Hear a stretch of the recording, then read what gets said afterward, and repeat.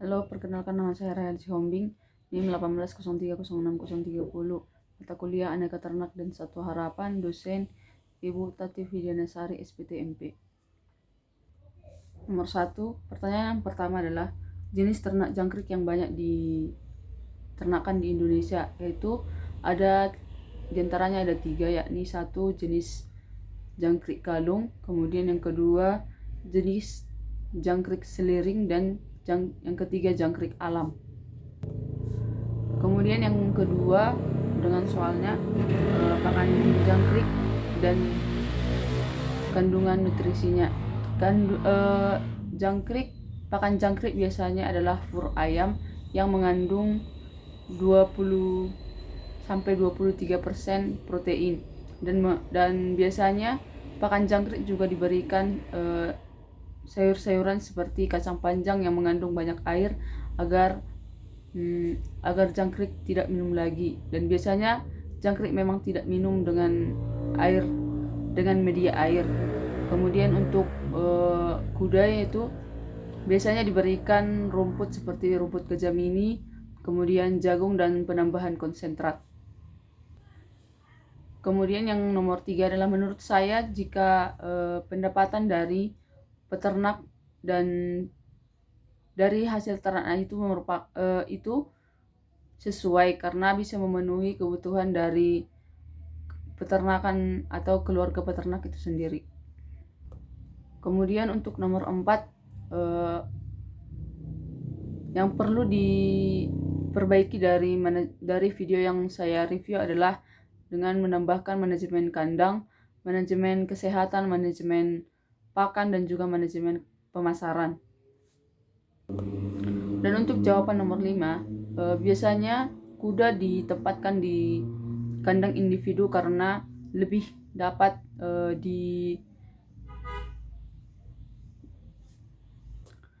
lebih mudah untuk mengatur kesehatan dan juga untuk pencegahan dari penularan penyakit yang disebabkan oleh ternak-ternak yang lainnya. Dan penggunaan kandang individu ini biasanya dilakukan untuk ternak kuda yang berperan sebagai kuda pacu, kuda tunggang, dan kuda lainnya selain dari kuda pekerja. Jawaban nomor 6 yaitu judul yang untuk jurnal jangkrik, yaitu pengaruh pemberian campuran pakan dan perbedaan rasio seks pada pertumbuhan dan tingkat reproduksi jangkrik ciliring. Kemudian untuk jurnal kuda, yaitu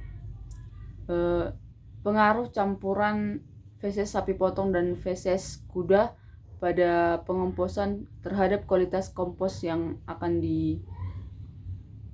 digunakan.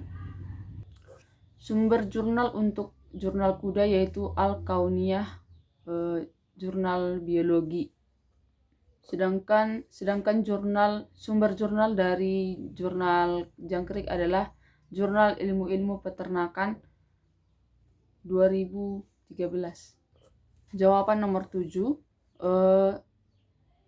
perlakuan atau tujuan dari jurnal yang terdapat pada jurnal jangkrik dan kuda. Tujuan dari jurnal kuda itu adalah pengaruh pemberian perlakuan unsur N, fosfor, dan kalium pada pengomposan. Sedangkan perlakuan yang diberikan adalah feses sapi potong dan feses kuda dicampur dalam satu wadah, kemudian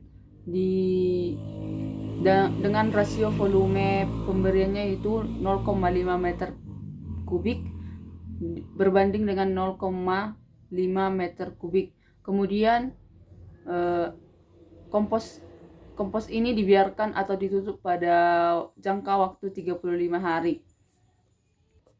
Sedangkan untuk tujuan jurnal dari jangkrik adalah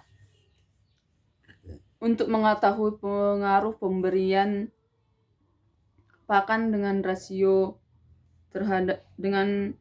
berbagai rasio terhadap perilaku seksual dari jangkrik. ada 4 perlakuan yang diberikan pada jurnal ini. Yang pertama, perlakuan pertama diberikan konsentrat dengan rumus A0. Kemudian yang kedua, konsentrat ditambah dengan sayur sawi dengan rumus A1. Kemudian yang ketiga, konsentrat ditambah dengan pepaya dengan rumus A2. Kemudian yang keempat, konsentrat ditambah dengan wortel dengan rumus A3.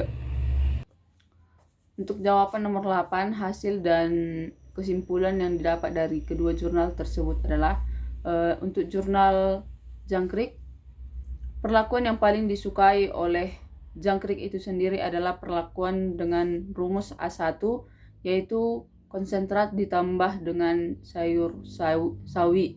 Itu disebabkan karena kandungan atau sifat dari sayur sawi itu sendiri teksturnya lembut dan disukai oleh ternak jangkrik. Selain itu, kandungan air pada sayur sawi juga cukup banyak untuk pemenuhan kebutuhan nutrisi pada jangkrik. Kesimpulan dari jurnal jangkrik itu sendiri adalah penggunaan konsentrat yang umum digunakan pada budidaya jangkrik sebaiknya ditambahkan dengan sumber makanan lain yang berperan sebagai sumber air bagi jangkrik, contohnya sayur sawi atau sayur kacang panjang. Keberadaan air sendiri berkorelasi positif dengan jumlah telur dan kesuksesan telur menetas. Sedangkan untuk hasil dan kesimpulan dari jurnal kuda, yaitu hasil yang diperoleh, unsur hara N pada pencampuran kedua feses ini adalah 0,7867 sampai 0,8000% dan masih sesuai dengan standar SNI. Kemudian hasil yang kedua didapat yaitu unsur hara fosfor atau pada P1 atau perlakuan yang pertama didapat 0,5883%. Kemudian P kedua atau perlakuan kedua didapat 0,5733%. Dan perlakuan yang ketiga didapat yaitu 0,6000%. Sedangkan unsur hara yang didapat, unsur hara kalium atau K2O didapat dengan